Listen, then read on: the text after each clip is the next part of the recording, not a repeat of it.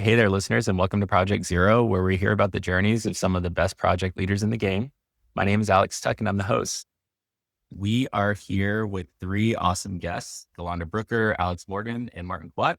And we're here to talk about business process mapping and how it can help you improve some of the efficiencies across your company and save you time and money. And we also talk about some practical ways that you can implement some of those changes using different tools.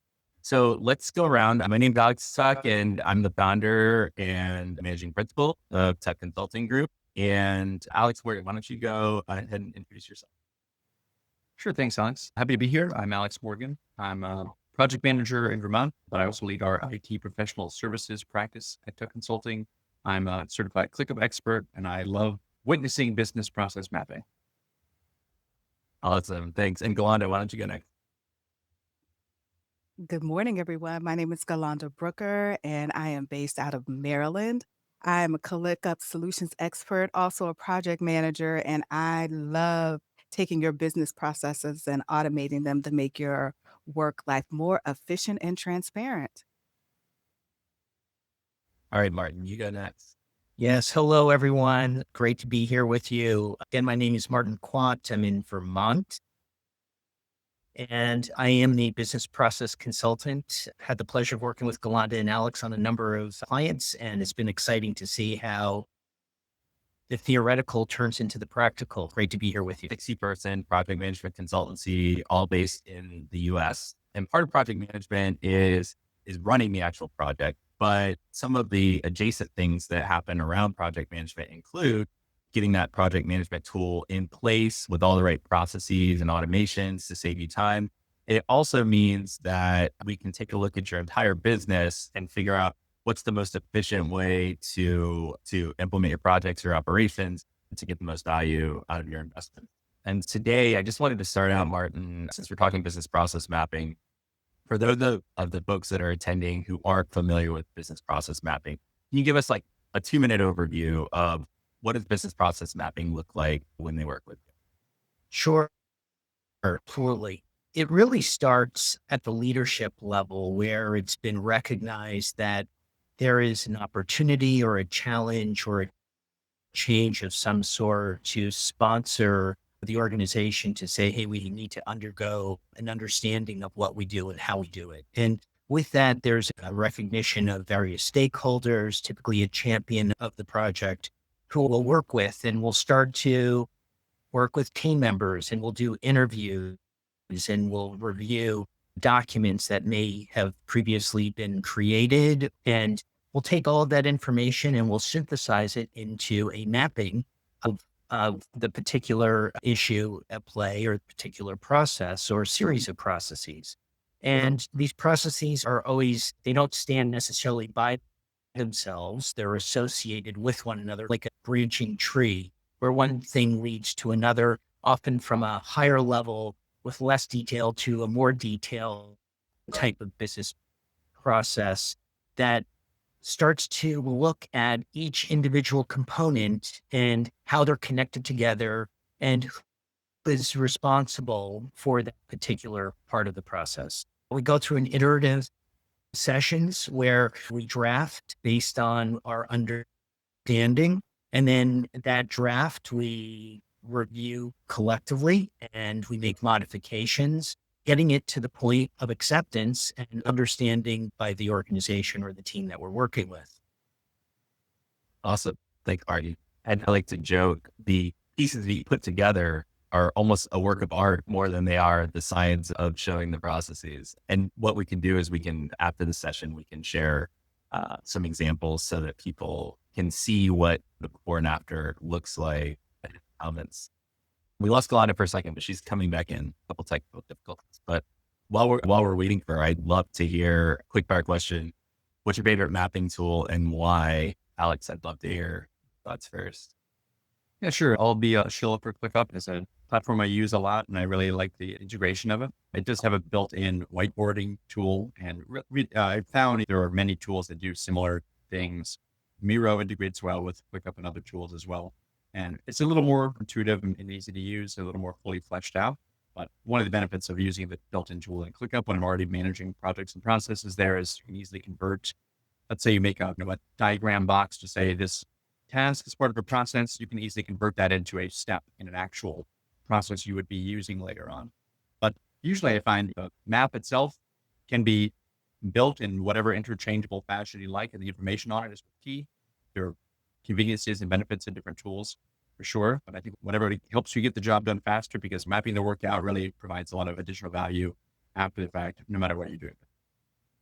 Awesome. Thanks, Alex. Galanda, welcome back. The quick fire question was, what's your favorite mapping tool and why? Ooh, favorite mapping tool? I really don't have a favorite mapping tool, actually. It's really the process, right? What you get out of the tool, that's where the value add is. So no matter what the tool, like Alex said, being able to have a clear understanding of the steps within your organizational process is really where you find the value. So any tool works great for me. I'm fine with any of them, but the outcome is really what I'm looking for. Ooh, nice response there. I agree. All right, Martin, I don't need to ask you, but for the audience, I will. What's your favorite mapping tool and why? Easy, Microsoft Visio. Why? Because I agree with the idea that any output is going to be helpful. However, for me is the discipline around business process mapping. And what I like about Visio more than some of the other tools is that it forces a sense of templating and understanding how things are connected together so they can be archived in a way that's really meaningful collectively. And sure, you can do that with other tools as well. But when you go into Miro, sometimes you get these really long, drawn out views that are difficult to either print or to put into a quick, easy format. And I do the discipline that comes with Visio, but that tends to be my personality anyway. Yeah, for sure. So we talked a lot about the theoretical, right? We talked tools. Martin took us through the process at a high level. Hey, we get our leaders in place, understand how the company operates, then you get people that actually do the work in a room, and then you start to map all that stuff out and put your swim lanes up there, and this person does this and this person does that.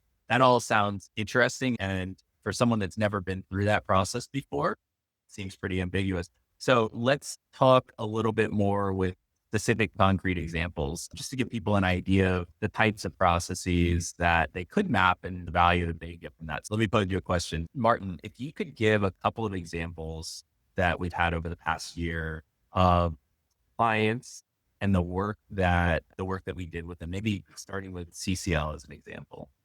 Sure, happy to. CCL was a great example of an organization that recognized that they had just undergone a huge internal and external change related to COVID.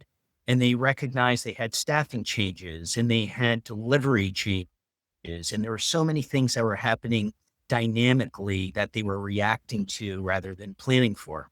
And so we worked with them to say, hey, let's understand what you are actually doing, how you are doing it, and who is responsible at each moment in time. For them, role clarity was a very, very important aspect of this. And what we started to find in working through each team, we interviewed all the teams that were involved in this one group. And then through that, we started to identify what are the commonalities, where are the gaps, where are the barriers. And it was very fascinating because what we ultimately were able to determine is that people were either not performing certain functions or there were tools that were not really working to their satisfaction to enable some of these processes to continue forward.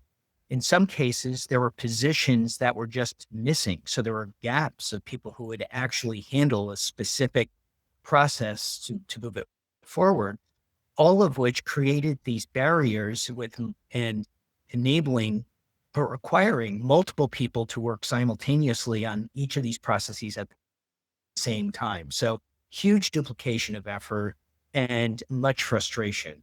And so at the end, we were able to tie all these processes together. We were able to get group buy-in, which is the most important aspect of all of this. Because at the end of the day, you need to have people come to agreement to say, yes, we agree that this is what it should be and how it should function. And through that, we developed role clarifications. And those role clarifications, ultimately, these quick sheets of, hey, what is my job from day in and day out, became a wonderful training tool. And they did ultimately create several new positions. And they used this tool for new hires. And I think ultimately served them well. That's great. In the case of We actually got a question from the audience, and I thought it would be really helpful to give the context there. One of the questions, Martin, was like, how many people or stakeholders in an org should be actively involved in the process mapping? I think we think about CCL. How many folks were involved there? ultimately, there are probably 40 different people that were involved, but it was at different points in time. And so the important aspect of this work is for leadership not only to sponsor it, but for leadership to also help prioritize with staff what are the important areas or to focus on, right? And so at the point of trying to define those priorities, it tends to be a smaller group, often leadership, trying to define what we should really be working on, but then broadening it to the larger group to have input as to some of the specifics and some of the details that may not necessarily be understood by leadership that become important in how we decide to move forward. So it's ultimately everyone in the organization is going to be impacted. So I would say everyone is going to be involved. It's just a question of at what stage in the process development it's. Awesome. Yeah, thanks, Martin. And I heard you start to mention St. Michael's College. So why don't we go there? First, I'd love for you to tell us about what you did there, but how many people were involved in that process? I know it's a very different group.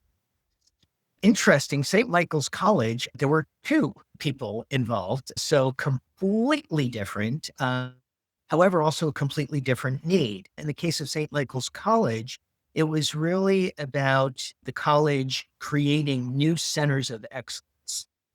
And one of the directors for the Center of Excellence for the Environment had all of her knowledge in her brain, but no one else knew what that was. And so for us, it was an exercise of extracting that information, but not only just extracting it, having her rethink what it was she was doing, how she was doing it, and how best it applies not only to herself, but to the greater organization.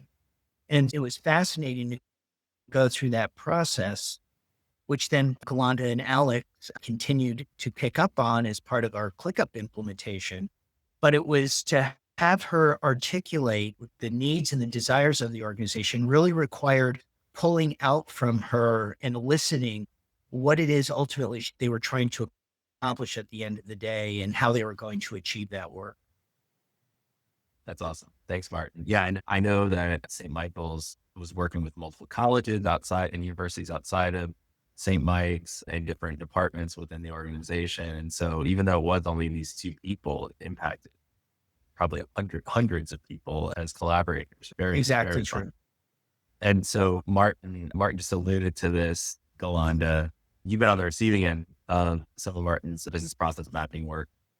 Can you talk me through the process that you and Martin do together where you take that work that he's done, that he's flipped over the fence, and then you take that as a ClickUp implementer, you take that and implement it for the client? Exactly. So the value add for me as the implementer is that a lot of the details and the kinks get worked out through the business process step, right? There are cases where a client wants to implement, but they haven't fully thought through the process. Or like Martin alluded to, one or two people have a lot of the steps in their brain and didn't even realize that another group needs to do something. And so as the implementer, it really gives me the opportunity to maximize the tool because I have more of the steps laid out at the beginning. Still, ultimately, you may find a few steps that, didn't quite get all the way fleshed out, but it's such a much smaller number when you have that step to do the business process beforehand. So you really get to maximize whatever tool you use, whether it's ClickUp or something else, when you have those business process maps done beforehand and really can see how the tool can help them be more efficient. That's so helpful. Yeah, I think Galanda, we've seen this a lot. Sometimes we have to jump in and start building right away, right? And we need to take that first step. The most important step is planning, right? And thinking about Yes, what are we actually doing here? exactly. Yeah, Alex Morgan, when we don't get the opportunity to have Martin involved, and we do have to do what I like to call it BPM light, right? When we don't get the extra 8 to 10 hours for Martin to do his magic, how do you handle that when you're doing these ClickUp implementations? Yeah, it's definitely a different approach and tends to be, I think of it as it's more about efficiency of the process. And most of our work as consultants, we are often on billable hours arrangements. So every way we use our hours is going to cost. It's part of the package. Typically, the most efficient way for us to do this or do an implementation or something like that is to know the plan or the roadmap of it, the process map beforehand, so we can think about it, think holistically about how to set up that solution. If we're starting without a designated map, obviously we need some degree of information from a client first, and we'll do interviews and light versions discovery to get close to that same level of granularity, but not with building it in a map in a long-term referential way that you can use as an artifact in the future.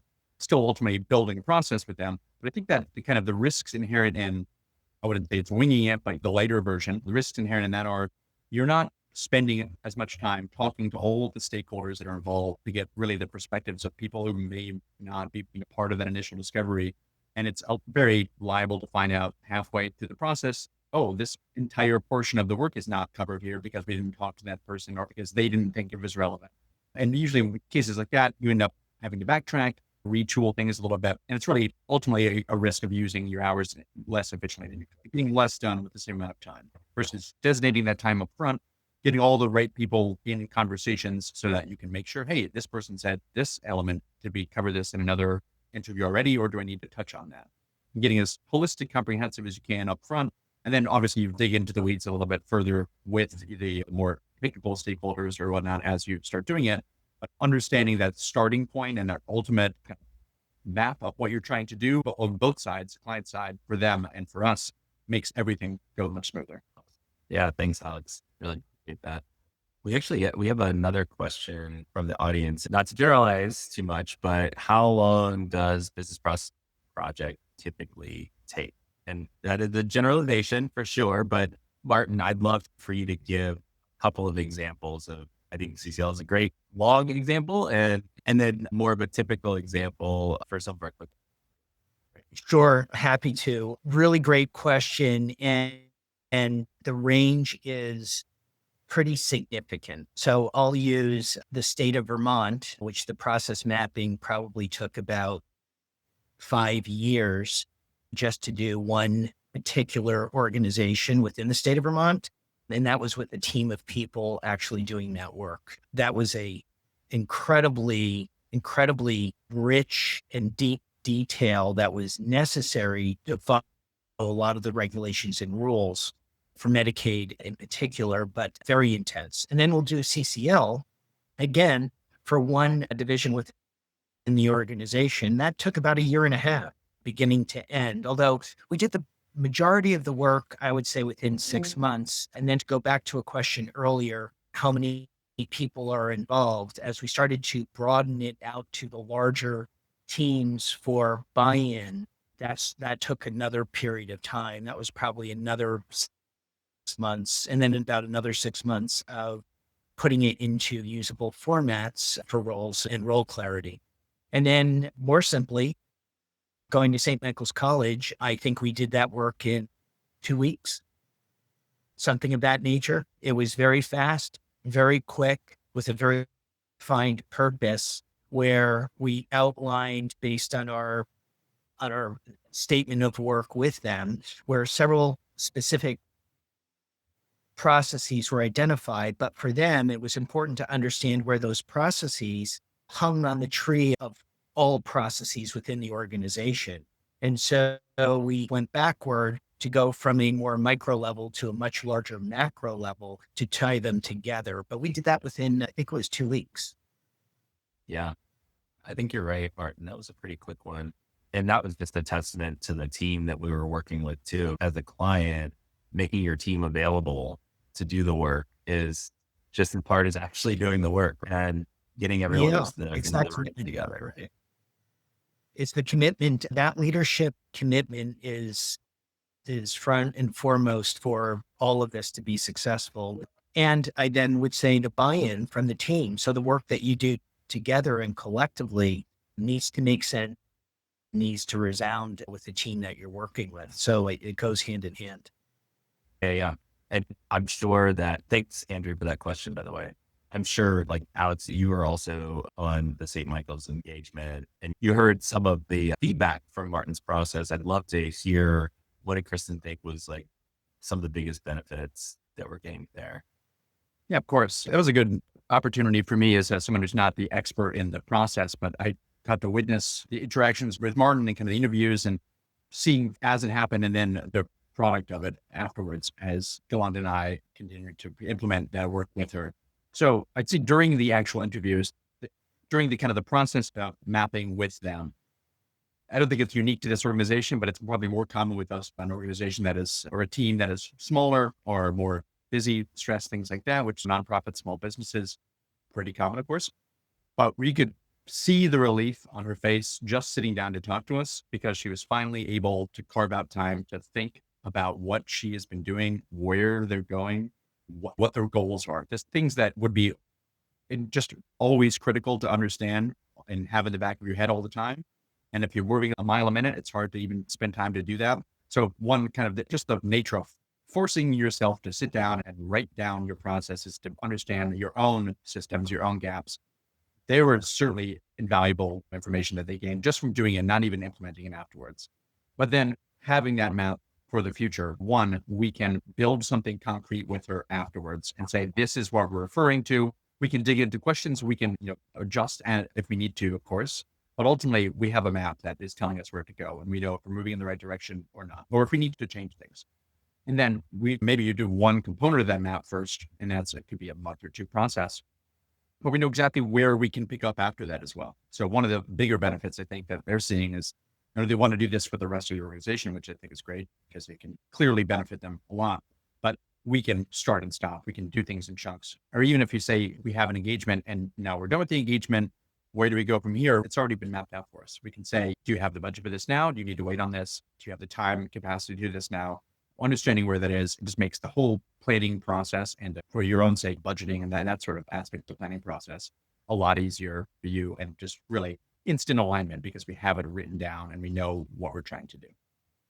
Yeah, exactly. Kristen actually showed the process maps to the president of the university or the college. And he also is interested in doing that across the entire org, which is a great testament to the work that he did, Martin. Just to give a little, I love to paint a picture because again, I still feel like sometimes it can just be a little bit ambiguous, right? What is business process mapping? Galanda, can you help us out? Can you give us some examples of a couple of process flows that you implemented, maybe for some nonprofit flows that Martin built out ahead of time?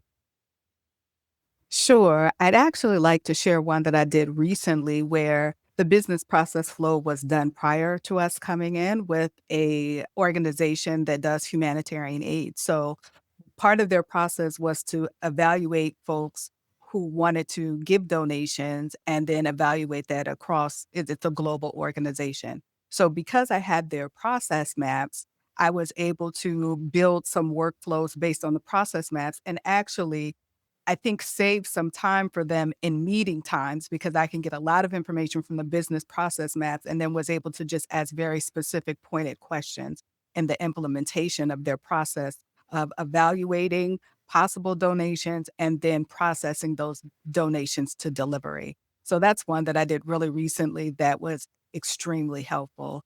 One of the ones that we did for a nonprofit was for their event, right? So they're doing events for the community and deciding, okay, when do we need to evaluate? What supplies do we need? Who needs to know next? Who does that sort of thing? So event planning, so to speak, is another business process mapping that was really helpful in having those steps written out ahead of time to be able to then automate that within the system, help with the transparency and the notifications and accountability all along the process leading up and then to the events. Awesome. Great. Thanks. That's a great example, Galanda, and another success. Love it. We actually got another question from Jackie in the audience. Once a new business process is live, what's the best way to ensure adoption? Alex, do you want to take that one? Yeah, sure. I think in cases like this, typically we're working with their team to identify where they are now, what they're doing now, and what they're trying to do. So if there's gaps in that process, then we're identifying, here are the things that you need to start incorporating.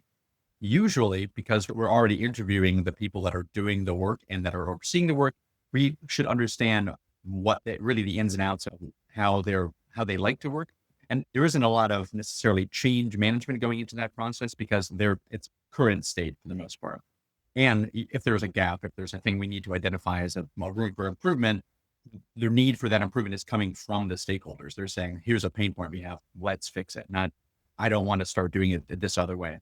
Though on the process map side, that part it's built in. Your adoption, the desire to adopt it comes out of those interviews because you're guiding them along the path towards making their lives easier and just letting them understand things. Implementing it, if it's connected to the process map, I would say if someone came in and said, we made a map, can you go do this for me in some other tool? And they've never used the tool before, that's a potential hurdle, of course, because there's a lot of change management there. You might have to drive the reasoning and the value of that. But in our engagements, we're really putting these two things together as a necessary pair to say, we need to understand your process. So do you. When we have all that written down and approved, we can then build it the way you would like to see it. And at that point, we're driving adoption by really hitting the marks on the things that we've said you need to do or you want to do, making it as simple as possible for the team with their current skills and awareness and capacity to continue doing their work, hopefully in a simpler fashion, at the very least, in a way where they know the whole process, know what's going to happen from A to Z. They don't have to think about, do I need to add in some extra steps here or am I missing something? It's built in. So it just takes away some of the mental headspace necessary to drive work when you haven't planned it out. And then the second part I'd say is just as you are building it, if there are to have live refining and vetting of what you've done to make sure that this is accurately reflecting what we talked about in the map or things that maybe you have some additional details that were just too small for the map to include or for the mapping interviews to include. Are we covering all those here? Or are we just building a bucket that you check all versus building a series of checks for you to make sure you're doing your work? So meeting the team where they're at, I think is key, but we've already done that from the mapping process. That is awesome. Thank you so much, Alex. And it looks like we are at time. So I'm going to wrap it up and try to be a project manager here. Alex, thank you so much for your insights. Galanda, thank you. Martin, thank you. As always, you can learn more about the organization at techconsultinggroup.com. Feel free to book a meeting with us if you have any questions or want to learn more about business process mapping or implementing in your organization. All right. Thanks to all of you who have joined us this week for Project Zero. And be sure to subscribe to Project Zero wherever you get your podcasts. We'll catch you next time with some great new insights from other project leaders. Have a great week.